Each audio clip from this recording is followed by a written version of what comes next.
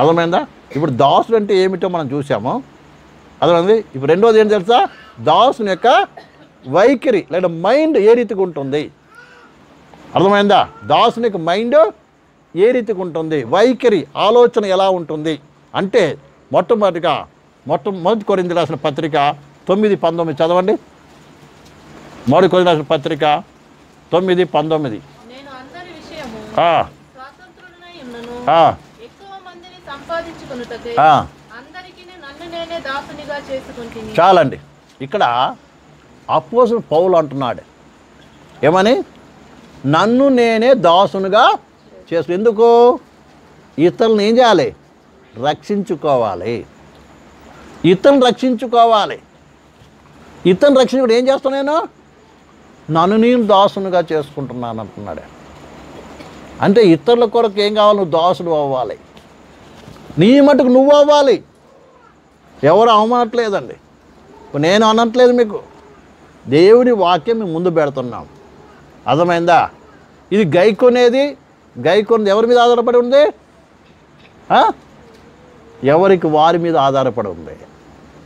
అపోస్తలుడు పౌలు అంటున్నాడు నేనేం చేయాలి? ఇతరులను రక్షించాలి. నేను రక్షింపడ్డాను, ఇంకొక రక్షించబడాలి. అదే రీతిగా ప్రియమైన బిడ్డలారా, విశ్వాసం అంటే వారిలో ఎలాంటి వైఖరి ఉండాలంటే, ఎలాంటి యొక్క ఆలోచన ఉండాలంటే, నేనెవరిని? అందరి కొరకు నేనేం కావాలి? దాసునిగా ఉండాలి. నా ప్రభు నా కొరకు ఏమయ్యాడు? దాసుడు అయ్యాడు. కాబట్టి నేను కూడా ఎవరిని? దాసుని అన్నటువంటి వైఖరి, అలాంటి మనసు, అలాంటి ఆలోచన కలిగి ఉన్నట్లయితే నిజంగా నువ్వేం కాదు? దాసుడుగా ఉండగలవు. ఈ విషయాన్ని బాగా అర్థం చేసుకోండి. విషయాన్ని బాగా అర్థం చేసుకోవాలి. నీ మనసు అలాగైతే ఆటోమేటిక్ నువ్వేం చేయగలవు? ఉండగలవు. అర్థమైందండి? అన్ని సమస్యలు ఎక్కడున్నాయో తెలుసా మనకి? చెప్పండి. మనకు అన్ని సమస్యల కారణం ఏంటి తెలుసా? మన మనసే కారణం. విన్నారా? మన మనసు మారితే అన్నీ మారిపోతాయి. అర్థమైందండి? కాబట్టి నువ్వు ఏ మనసు కలగాలి? ఏ మనసు రావాలండి? నేను ఎవరిని? దాసుని. నేను దాసుని అవ్వాలి. అర్థమైందా? నేనేం కావాలి? నన్ను నేను ఏం చేయాలి? దాసునిగా చేసుకోవాలి. అపోస్తలుడు పౌలు ఇది సామాన్య వ్యక్తి కాదండి కదా, గొప్ప ధనవంతుడి బిడ్డ. ఆ దినాల్లోనే దేశం వచ్చి ఏం చేశాడు? యెరూషలేం యూనివర్సిటీలో గమలీయేలు పాదముల దగ్గర ఏం చేశాడు? ఆయన చదువుకున్న వ్యక్తి, మంచి పేరు పొందిన వ్యక్తి, పరిసయ్యుడు, ధర్మశాస్త్రం విషయంలో అనింద్యుడు. అంటే ధర్మశాస్త్రం అంతా కరెక్ట్గా పాటిస్తున్నటువంటి వ్యక్తిగా ఉన్నాడు. అర్థమైందండి? అదే కాకుండా యెరూషలేం పార్లమెంట్లో ఒక మెంబర్ అయినా, సన్నిహిత సభలు ఎవరు? ఒక మెంబర్ అయినా. అలాంటి వ్యక్తి, అర్థమైందండి? అలాంటి వ్యక్తి ఆయన బయలుదేరుతున్నాడు. ఆయన ముందు ఏమవుతుంది? ఏమవుతుంది? సైన్య సమూహం బయలుదేరుతుందండి. యెరూషలేములో ఉన్నటువంటి యాజకుల దగ్గర పర్మిషన్ తీసుకొని, అర్థమవుతుందా? గుర్రమే ఎక్కడ బయలుదేరిపోతున్నాడు? ప్రయాణం చేస్తున్నాడు, దమస్కాకు పోతున్నాడు. ఆయన ముందు కొంతమంది సైనికులు, వెనక్కి కొంతమంది పెద్ద ట్రూపే పోతుంది ఆయన ముందర, ఆయన ముందు వెనక. అంత గొప్ప వ్యక్తి చివరికి ఏం చేశాడు? తాను ఏం చేశాడు? దాసుని అయిపోయాడు. ఆయనతో పోల్చుకుంటే మనకి పెద్ద సమస్య కానే కాదు. మనకేముందండి? ఆల్రెడీ మనం ఎవరము? దాసులము ఒక రీతి చూస్తే లోకరీతిగా. అయినా మనలో ఎంతో గర్వ అహంకారాలు ఏవేవో ఉన్నాయి. స్వార్థము, స్వయము, స్వనీతి, ఎన్నెన్నో. ప్రియమైన సహోదరులారా, అందుకే ఈ రాత్రి కాలంలో పౌలు ఏమైతే తన దాసునిగా ఇప్పుడు ఆ రీతిగా మనం కూడా ఏం చేయాలి? ఆ వైఖరి కలిగిన వాడు ఎవరిని? దాసుడను. నేనెవరిని? దాసుడిని అని. ప్రియమైన బిల్లారా, మరి తాను ఏం చేస్తున్నాడు? అనుకుంటున్నట్టుగా నువ్వు కూడా ఏం చేయాలి? నీ మటుకు నువ్వు నీ దాసుని అవ్వాలి అనేటువంటి రీతిగా ఉండాలి. రెండోది లూకా సువార్త 6:34-35 వరకు చదవండి. నేను ముగిస్తాను. ప్రియమైన బిల్లారా, మీరెవరి యొద్ద మరల పుచ్చుకొనవలెనని నిరీక్షింతురో వారికే చేసిన ఎడల మీకేమి మెప్పు కలుగును? పాపులను తామిచ్చినదంతా మరలా పుచ్చుకొనవలెనని పాపులకు అప్పిచ్చెదరు గదా. మీరైతే ఎట్టి వారిని గూర్చి అయినను నిరాశ చేసుకొనక మీ శత్రువులను ప్రేమించుడి, మేలు చేయుడి, అప్పు ఇయ్యుడి, అప్పుడు మీ ఫలము గొప్పదై ఉండును. చాలండి. ఇక్కడ ఒకే మాట చెప్పాలంటే, ఏమి చేసినా కూడా ప్రతిఫలం ఆశించకుండా ఉండేటువంటి స్వభావం దాసునిది. అర్థమైందా? ఏం చేసినా ఏమి ఆశించడండి? ప్రతిఫలం ఆశించని వ్యక్తి. అర్థమైందా? ఇప్పుడు దాసుడు పొద్దున సాయం దాకా పనిచేస్తాడు. చేస్తే నాకు జీతం వస్తుందని కానీ, ఇంత డబ్బు వస్తుందని కానీ, అది వస్తుందని కానీ, ఇది కానీ అనుకుంటాడా? ఏమి ఆశలు ఉండవు ఆయనకి. అర్థమైందా? ఏ చేసినా ఏం ఆశించడు? ప్రతిఫలము ఆశించడు. యేసయ్య కూడా ఈ లోకానికి వచ్చినప్పుడు నీ దగ్గర ఏమైనా ఆశించాడండి? ఆశించి నీ దగ్గర ఏముంది చెప్పండి? నీ దగ్గర ఏముంది? ఏమి ఇస్తావు చెప్పండి? దేవునికి ఇవ్వడానికి నీ దగ్గర ఏముంది చెప్పు? ఈ రాత్రి కాలంలో దేవునికి ఇవ్వడానికి నీ దగ్గర ఏముంది చెప్పండి? మనిషి దగ్గర ఏమీ లేదు. ఏమిచ్చినా సరిపోదు. అందుకే మనం సంపూర్ణంగా ఆయనకు అప్పగించుకున్నాం మన జీవితాన్ని. ఆయన కోరుకునేది నిన్ను కోరుకున్నాడు. ఆయన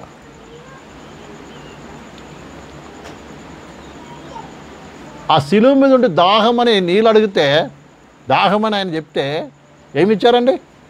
మనిషి ఇచ్చింది ఏంది? చేదు చిరకని ఇచ్చాడు. ఇది మనం ఇచ్చేది. అనుకో, నేను అది ఇస్తున్నా, ఇది ఇస్తున్నా, అంత అది నువ్వు అంటాం కదా. చాలా పెద్ద మాటలు అంటాం దేవుని దగ్గర కదా, చాలా మాట్లాడతాం కదా ప్రేమ ద్వారా. కానీ నువ్వు ఇచ్చేది ఏమీ ఆయనకు సరిపోదు. ఆయన ఏ మాత్రం ప్రతిఫలం ఆశించకుండా వచ్చి ఈ లోకంలో ఏం చేశాడు? మన కొరకు త్యాగం చేశాడు. అలాగే నువ్వు ఏం చేసినా కూడా ఏం చేయకూడదు. ఒక దాసుని మనసు ఎలా ఉంటుందంటే, ఏం చేసినా కూడా ఏం ఆశించడు? ప్రతిఫలం ఆశించడు. మనమైతే ఎవరికైనా చిన్న సహాయం చేస్తే ఏం ఆశిస్తామండి? అదేండి, రేపు ఈయన సహాయం చేస్తాం. ఇంకోటి, మనం చేసే సహాయం కూడా ఎవరికి చేస్తాము? అందరికీ చేస్తారా? రేపు వీడు అవసరానికి పనికి వస్తాడంటే అవసరం వారికి పని చేస్తావు. వీడు రేపు పని పడుతుందంటే వాడికి చేస్తావు. వేలు పడితే చెయ్యవు. ఇది దాసుని పని కాదు. ఇది క్రైస్తవ లక్షణం కాదు. ఇది దేవుని బిడ్డ లక్షణాలు అసలే కాదండి. అందుకని అక్కడ వాక్యం ఒకసారి చదవండి గట్టిగా. చదివిన వాక్యం చదవండి లూకా సువార్తలో.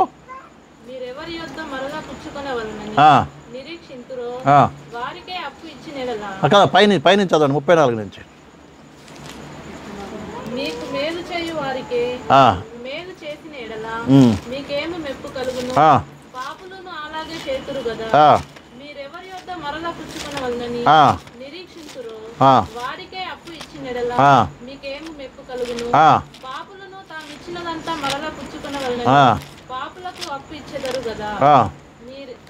చాలండి. ఇక 34 నుంచా 6:34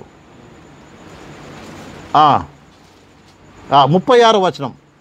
కాబట్టి క్షమించాలి 35వ వచనం. కాబట్టి మీరైతే ఎట్టి దాన్ని గురించి ఏం చేయదు? నిరాశ చెందక. అంటే నిరాశ చెందకంటే కొన్నిసార్లు ఏం చేస్తామంటే ఏదైనా ఒకరు సహాయం చేస్తాం, వాడు రిటర్న్ చేయకపోతే మనకేమనిపిస్తుంది? లేదా నీ కష్టం వచ్చినప్పుడు ఎవరు సహాయం చేయలేదు అనుకో, అప్పుడు ఏమనిపిస్తుంది? ఏ లాభం, నాకు ఎవరు చేయలేదు, నేను ఇంత చేశాను, ఎవరు నాకు చేయలేదనిపిస్తుంది. అంతదా నిరాశ. ఇంకెందుకు చేయాలి నేను? చాలామంది అనుకుంటూ ఉంటారు. కానీ ఇక్కడ వాక్యం చెప్తుంది తెలుసా?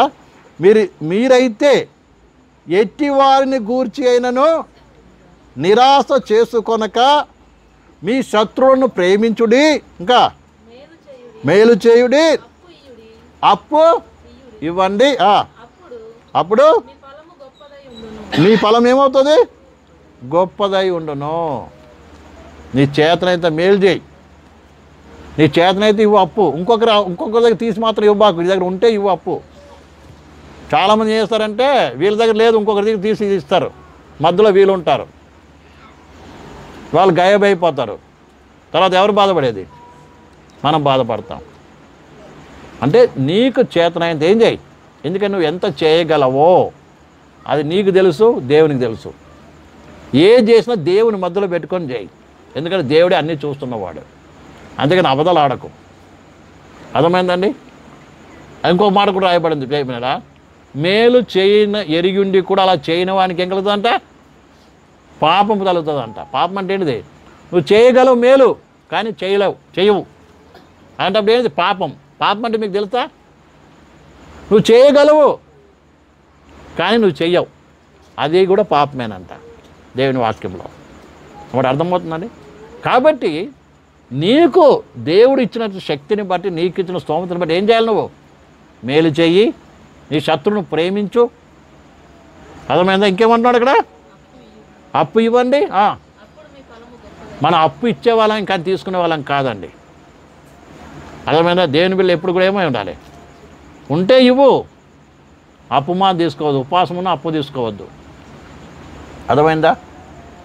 ఉపవాసం ఏం చేయొద్దు, అప్పు తీసుకోవద్దు. అప్పు తీసుకుంటే ఏమవుతుందో చెప్తా, నువ్వో దాసుడు పోయి ఇంకో దాసుడు అవుతున్నావు. ఈ విషయాన్ని మనం బాగా అర్థం చేసుకోవాలి ప్రియమైన బిడ్డలారా.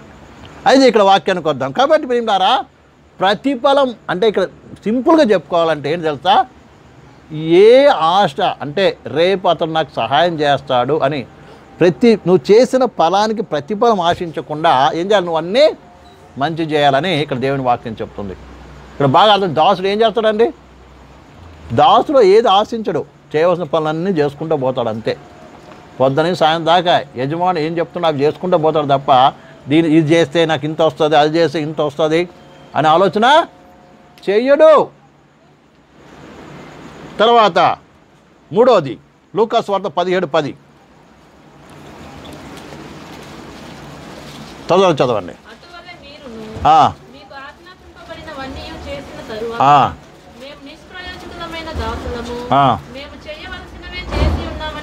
ఇక్కడ అసలు వాక్యం ఇక్కడ మనకు కనబడుతుంది. ఏం తెలుసా, మీకు ఆజ్ఞాపించిందంతా చేసిన తర్వాత అంట ఏమనుకోవాలంట? మేము నిష్ప్రయోజకులము, అంటే మేము పనికి మాల వారము, అలాంటి మమ్మల్ని పనికి పెట్టుకున్నారు, పని చేయించాడు మాతో అని అనుకోవాలంట. అంతే కదండి? మనం ఎవరమో పనికి మాలం, అంతే కదా. నిష్ప్రయోజకం అంటే పనికి మాలిన వాళ్ళము. ఏ పనికి ప్రయోజనం లేని మమ్మల్ని ఏం చేశాడు? యజమాని తన ఇంట్లో పెట్టుకొని పని చేయించుకొని నాకేం చేస్తున్నాడు? భోజనము పెడుతున్నాడు, ఇంత చేస్తున్నాడు అని చెప్పి ఏం చేయాలంట? ఏం చేయాలి? చేయవలసిందే మనము చేస్తున్నాం అనుకోవాలి, కానీ గర్వపడడానికి ఇక్కడ ఏమీ లేదు, మరి ఏదో ఆశించడానికి ఏమీ లేదు. అందుకే ఇక్కడ ఇంకా ముందుకు చదివితే అంటున్నాడు, ఒక దాసుడు ఉదయం నుంచి సాయంత్రం వరకు పొలంలో పనిచేసి వచ్చిన తర్వాత యజమాని ఏం చెప్తాడు? పొద్దున పని చేసి వచ్చావు కదా, వెళ్ళి పడుకోమని చెప్పడు. ఏం చెప్తాడంట? అన్నం వండు, అన్నం రెడీ చేయ అంటాడు. ఎవరు? యజమానుడు. పని చేయిందే అన్నము వండాలి, వండడంతో అయిపోయిందా? మళ్ళీ ఏం చేయాలి? ఆహారం వడ్డించాలి. ఎవరికి? యజమానికి. తినేంత వరకు ఏం చేయాలి? నిలబడి ఉండాలి. ఆ తర్వాత ఏం చేయాలి? యజమానికి మంచము గించమంతా వెయ్యాలి. ఆయన పడుకున్నప్పుడు ఇంకేం చేయాలి? పాదాలను పట్టాలి. నిద్రపోయేంత వరకు ఏం చేయాలి? మంచం దగ్గర ఉండి అప్పుడు వెళ్ళిన ఉన్న అన్నమే తినేసి ఏం చేయాలి? పడుకోవాలి. పడుకుని మళ్ళీ ఎప్పుడు లేవాలి? యజమానులు లేచే ముందు లేచిపోవాలి. ఇది దాసుని పని. నేను అంత చేశాను ఇంత చేశానని చెప్పుకోడు. ఏమంటాడంట? నేను చేయవలసిందే నా పని, ఇందుకొరకు నియమించబడ్డా నేను. ప్రేమలారా, ఈ రకంగానే మనము కూడా దేవుడు చెప్పిన పనులు ఏం చేయాలి? చేయడం నేర్చుకోవాలి. మనం అంటాం అది చేసాం, ఇది చేసాం, అట్లా చేసాం, అంత ఇచ్చాం, ఏదో చెప్పుకుంటాం మనం దేవుని దగ్గర కదండి. కాబట్టి ఈ విషయాన్ని బాగా అర్థం చేసుకోవాలి. దాసుని మనసు ఎలా ఉంటుంది? నేను ఎవరిని? నిష్ప్రయోజకున్న దాసుని. చేయవలసిందే చేస్తున్నాను, అది నా బాధ్యత. అర్థమైందా? బాధ్యత వేరు, భారం వేరు. బాధ్యత చేస్తున్నారు కదా. ఇప్పుడు మీ ఇంట్లో పొద్దునే సాయం దాకా పని చేస్తారు. మీరు ఇంట్లో మేము అంత చేస్తున్నాం ఇంత చేస్తాం చెప్పుకుంటారా? మీరు పొద్దునే సాయం దాకా చెప్పుకుంటారా ఎవరన్నా? అది మన పని. కాబట్టి ఈ విషయాన్ని ప్రతి ఒక్కరు బాగా అర్థం చేసుకోవాలి. తర్వాత ఫిలిప్పీ రాసిన పత్రిక 2:3 నుంచి చదవండి ఒకసారి. ఫిలిప్పీ రాసిన పత్రిక 2వ అధ్యాయం 3వ వచనం. కక్ష చేతనైనను వృధాతిశయం చేతనైనను ఏమీయు చేయక వినయమైన మనస్సు గలవారై ఒకరినొకడు తనకంటే యోగ్యుడని ఎంచుచు మీలో ప్రతి వాడును తన సొంత కార్యములను మాత్రమే కాక ఇతరుల కార్యములను కూడా చూడవచ్చు. చాలండి. రెండోది, మూడోది, నాలుగోది ప్రియమైన బిల్లారా, దాసులు అయిన వారు ఏది ఉండాలంట చెప్పండి? ఎప్పుడు కూడా ఏం చేయాలి? మన పనే కాకుండా ఇతర పనులు చేయాలంట. వింటున్నారండి? ఏం చేయాలంట? తమ సొంత కార్యాలే కాకుండా ఏం చేయాలి? ఇతర కార్యాలే చేయాలి. మనం ఎప్పుడు మన పనే చేస్తాం కదా, ఇంకా మన పనికే ఇంకొకరు చేయాలని మనము ఏం చేస్తాం? బాధపడతాం, అదనంటే కోపపడతాం. నేను ఒక్కని చేస్తున్నాను, ఇంకెవరు నాకు సహాయమో చేయట్లేదని. కానీ వాక్యం చెప్తుంది, నీ సొంత పనులే కాకుండా ఇతర పనులు కూడా చేయడము నేర్చుకో అంటుంది. నీ తోటి సహోదరి సహోదరులు కావచ్చు, నీ పక్కింటి వారు కావచ్చు, అన్యులే కావచ్చు, ఎవరికైనా సరే ఏం చేయి? ఇతర పనులు కూడా చేయటము నేర్చుకో. అదే ఇక్కడ దేవుని వాక్యం చెప్తుంది ప్రియమైన బిల్లారా. అదే కాకుండా ఒకరికంటే ఒకరు యోగ్యులను ఎంచుకోవాలంట. దాసుడు ఎప్పుడు కూడా ఎదుటివాన్ని ఏమనుకుంటాడు చెప్పండి? ఇప్పుడు యేసు ప్రభు దాసుడుగా తగ్గించుకొని ఏం చేస్తున్నాడు? శిష్యుల పాదాలు కడుగుతున్నాడంటే శిష్యుల్ని ఏం చేస్తున్నాడు? గొప్పవారిగా ఎంచుతున్నాడు. అంతే కదండి? ఏం చేస్తున్నాడు? గొప్పవారిగా ఎంచుతున్నాడు. లేదంటే అంతగా దేవుడు తగ్గించుకున్నాడు. అమ్మాడు అర్థమైందండి?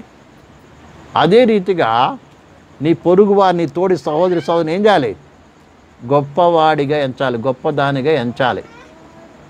ఆ మనసు ఉంటుంది మన దగ్గర చెప్పండి? ఎంతమంది దగ్గర మనసు ఉంది? అస్సలే ఉండదు మనకి. మనమంటే ఏమనుకుంటావు? నేనంటే ఏమనుకున్నావు? అర్థమైందండి? నా ముందు వాళ్ళెంత, ఆమెంత, ఈమెంత, అతడెంత, వాడెంత, ఇంత తప్ప నాకంటే ఎదుటివాడు ఎవరు? గొప్పవాడు. రేపు నువ్వు పాదాలు కడిగేటప్పుడు ఏ మనసు కడగాలి తెలుసా? ఎవరి పాదాలు ఏదో కడుగుతున్నావు ఆయన ఎవరు? నాకంటే గొప్పవాడు, గొప్పవాడు, గొప్పది అని ఏం చేయాలి? నువ్వు ఏం చేయాలి? నీ మనసులో ఆ గ్రహింపు, ఆ మనసు రావాలి. అర్థమైందండి? దాసుడు కడిగేటువంటి కార్యం అది. అలా నువ్వు దాసుడి మనసు ఉంటేనే, దాసుడి మనసు ఉంటేనే ఏం చేయాలి? నువ్వు దాన్ని కడగాలి. ఎలాంటి? ఆయన గొప్పవాడు, గొప్పది, నాకంటే నా తోటి సహోదరి సహోదరు ఎవరు గొప్పవాడు అన్న మనసుతో, అలాంటి ఉద్దేశము చేత ఏం చేయాలి? కడగడం మనము ఎంతో శ్రేయస్కరమైనది. అన్నమాట అర్థమవుతుందండి?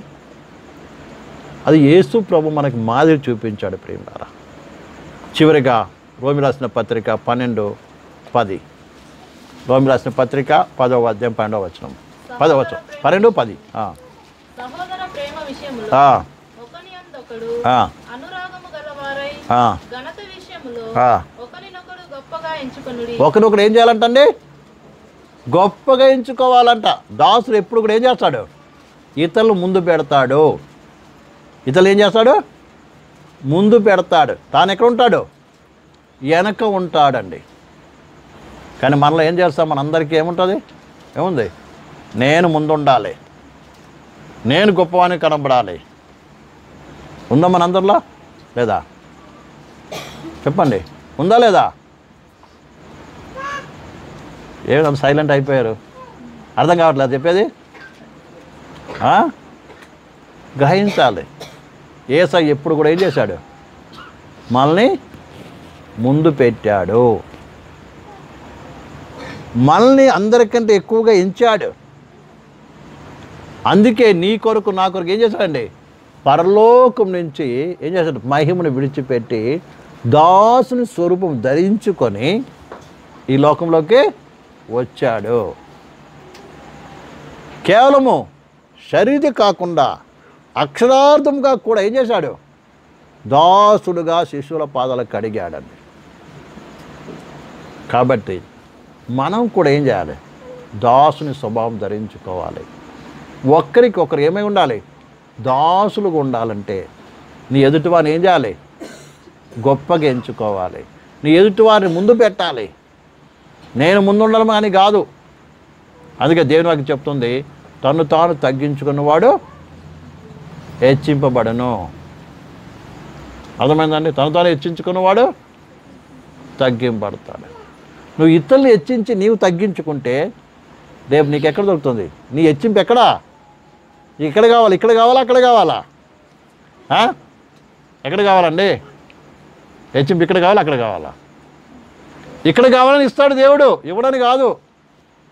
ఇక్కడ కావాలని దేవుడు ఏం ఇస్తాడు? ఇస్తాడు. కానీ అక్కడ ఏం దొరకదు, సున్నా, అక్కడ జీరో. ఇక్కడ నువ్వు జీరో అయితే అక్కడ నీకు 100% దొరుకుతుంది. అదే ఇక్కడికి పొందుకుంటే అక్కడ దొరకదు. రెండు కావాలని మాత్రం అనుకోకండి. అర్థమవుతుందండి? రెండు మాత్రము దొరకదు. యేసు ప్రభు తన్ను తాను రిక్తులుగా చేసుకుని ఏం చేశాడు? తగ్గించుకున్నాడు. కాబట్టి అదే చూడండి, ఫిలిప్పీ రాసిన పత్రిక చదివి నేను ప్రార్థన చేసుకుందాం. ప్రియమేంలారా, ఫిలిప్పీ రాసిన పత్రిక 2వ అధ్యాయము ప్రియమేంలారా 8 నుంచి చదవండి. మరియు ఆయన ఆకారమందు మనుషుడుగా కనబడి మరణం పొందినంతగా, అనగా శిలువ మరణం పొందినంతగా విధేయత చూపిన వాడే తన్ను తాను ఏం చేశాడంట?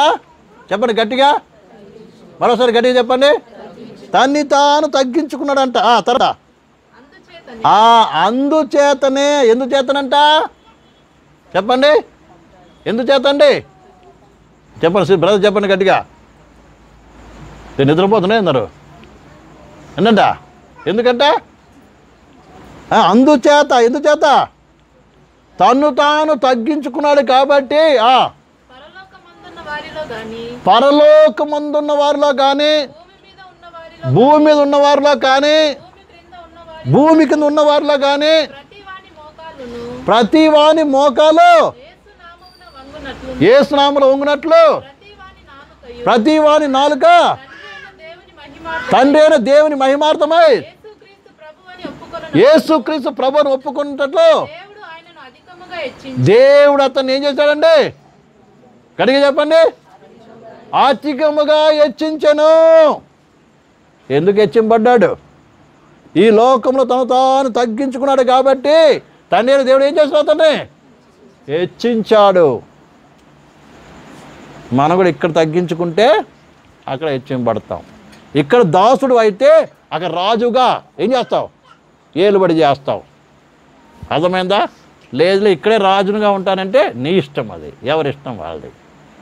కానీ రాజులను ఉద్దేశంతో మాత్రం పాదాలు గడగడానికి ఏమి లేదు, నీకు అనుమతి లేదు. ఎందుకంటే యేసు ప్రభువు తన దాసునుగా చేసుకొని శిష్యుల పాదాలు కడిగినట్టుగా మనల్ని కూడా కడుక్కోమన్నాడు. కాబట్టి ఆ మనసుతో మనం కూడా ఏం చేద్దాం? కడుగుదాం. అది కృప ప్రభు ఇచ్చును గాక. మనందరం కూడా ప్రార్థించుకుందాం. దేవుడి వాక్యంను దీవించును గాక. అందరూ మోకరించి కళ్ళు మూసుకుందాం.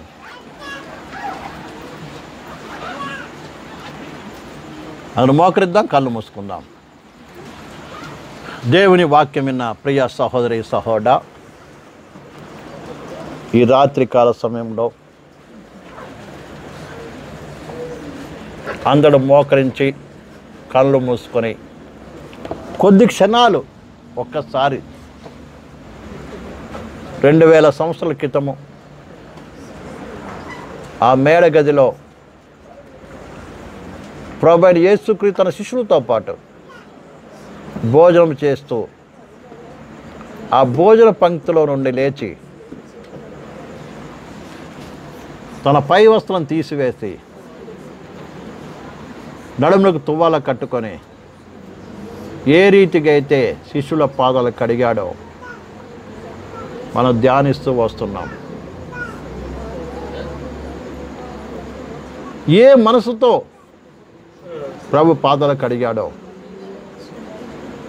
తను తాను దాసునిగా దాసులు చేయవలసిన కార్యమును తాను యొక్క దాసుడుగా ప్రియమైన బిడ్డలారా తన శిష్యుల పాదాలు కడిగినట్టుగా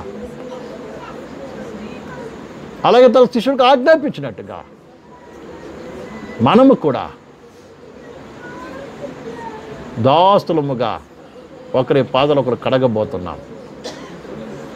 కాబట్టి మనందరికీ కూడా అట్టి మనసు, దాసుని మనసు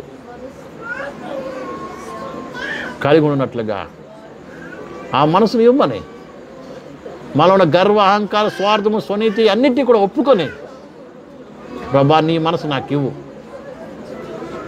నీవు నాకు దాసుడు అయ్యావు ప్రభా, నేను కూడా దాసుని మనసుని ధరించుకోవాలి, నేను ధరించుకుంటాను ప్రభు, ఇక మీరు దాసుని ప్రభా, నేను దాసుని ప్రభా, నేను దాసురాలిని ప్రభా, నువ్వు చెప్పింది నేను చేస్తాను ప్రభా, నువ్వు చెప్పినట్టే నన్ను తగ్గించుకొని,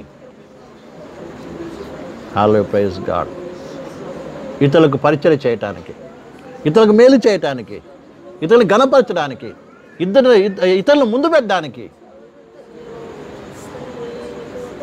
ఏమాత్రం కూడా ప్రతిఫలం ఆశించకుండా నిస్వార్థముగా ఉండటానికి ప్రభు నీ మనసు నాకు ఇవ్వు ప్రభా, నీ మనసుని ధరించుకుంటాను ప్రభా ఇద్దరమున అని ప్రభు సన్నిధిలో మనము తగ్గించుకొని, ఈ దినమే యేసుక్రీస్తు కలిగిన మనసు ధరించుకున్న వారముగా పరిశుద్ధుల పాదాలు కడగడానికి సిద్ధపడదాం. హల్లెలూయా, ప్రైజ్ గాడ్, సిద్ధపడదాం మనందరం కూడా. Hallelujah, thank you Jesus, thank you Lord, hallelujah, hallelujah, praise God, hallelujah, praise the Lord. యేసయ్యా స్తోత్రం, స్తోత్రం, స్తోత్రం, యేసయ్యా స్తోత్రం, యేసయ్యా స్తోత్రం, హల్లెలూయా. ఈ దినం ప్రభు మనతో మాటలు నిరంతరం మన జీవితంలో ఉండడుగాక, మన హృదయమైన పలక మీద వ్రాయబడి ఉండగాక, ఆ వాక్యం మన హృదయంలో నిత్యం నివసించి దాసుని స్వరూపం ధరించుకోవడానికి కృప చూపించమని అడుగుదాం. హల్లెలూయా, ప్రైజ్ గాడ్. పరిశుద్ధాత్మ దేవునికి మనం అప్పగించుకుందాం. హల్లెలూయా, ప్రైజ్ గాడ్, ప్రైజ్ గాడ్. యేసయ్యాసుతులు, యేసయ్యాసుతులు, సర్వశక్తి గల దేవుని మానసుతులు, పవిత్రానికి సుతులు, పవిత్రానికి సుతులు, స్తోత్రాలు చెల్లిస్తాం. Praise God, praise God. Hallelujah, thank you. ఎవరికి వారు అప్పగించుకోనండి. Thank you, thank you, thank you, praise God. Hallelujah. విత్తమైన వాక్యాన్ని బట్టి ప్రేరేపితులైన వారు క్లుప్తంగా ఒకరు ప్రార్థన చేయండి.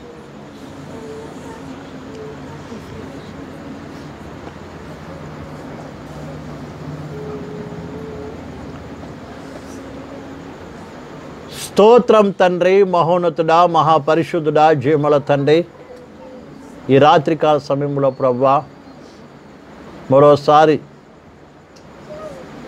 నువ్వు ఏ రీతిగా నిన్ను దాసుని స్వరూపం ధరించుకొని శిష్యుల పాదాలు కడిగావా ప్రభువా,